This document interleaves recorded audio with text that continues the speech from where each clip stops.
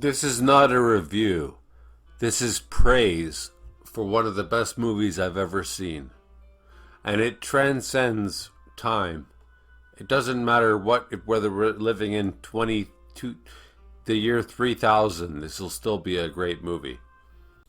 Now, as a wannabe writer and not so much like a YouTuber, I pride myself in brevity, so I'm going to try to make this really quick.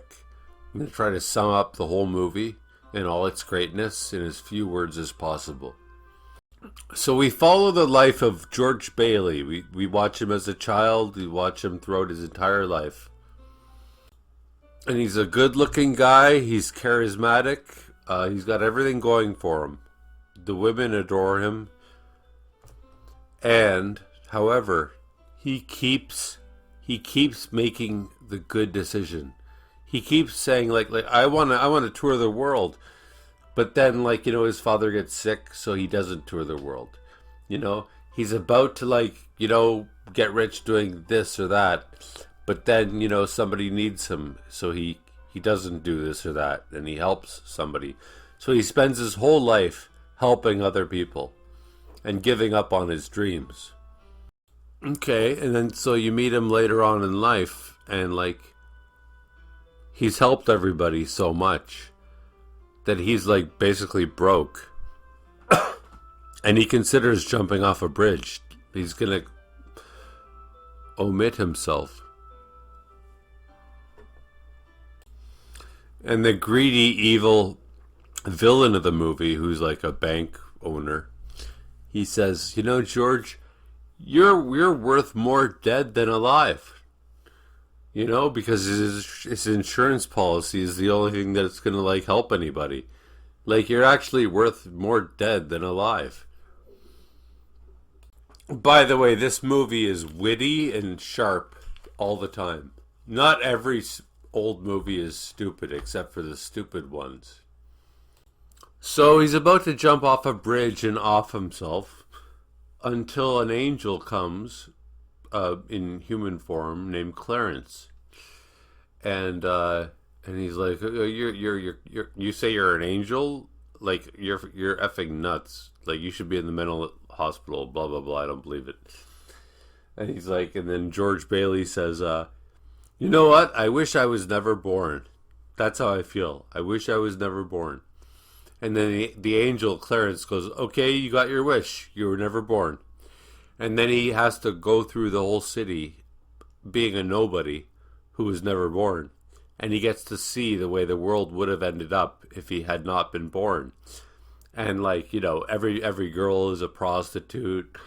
And, the town's been taken over by the rich, evil antagonist. And then it's very much like a Christmas Carol. And then finally he says, okay, I want to live, right? Even though he's screwed, his life is screwed because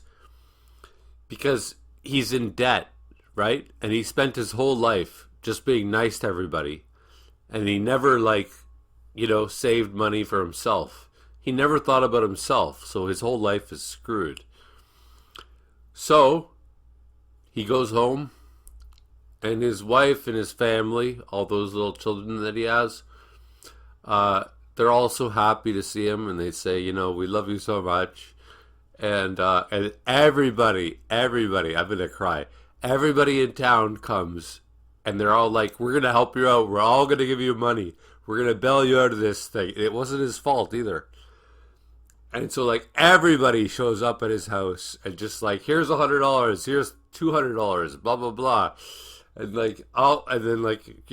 even millionaires are helping him because he did them favors in the past. And it's a Christmas movie. And then it finally the bell rings, and the little girl, his little daughter, goes, every time a bell rings, an angel gets its wings. And the main takeover, the basic what would you call it? The motto, the takeaway line is, it's the angel that wrote this in a letter. He goes, nobody is poor if they have friends. So that's the end of my little video, and I encourage the youths to watch this movie because it's very like you're gonna cry your ass off, and it's gonna remind you about morality because we need more of it. And yeah, um, watch this movie, please. Don't do it for me. Do it for you.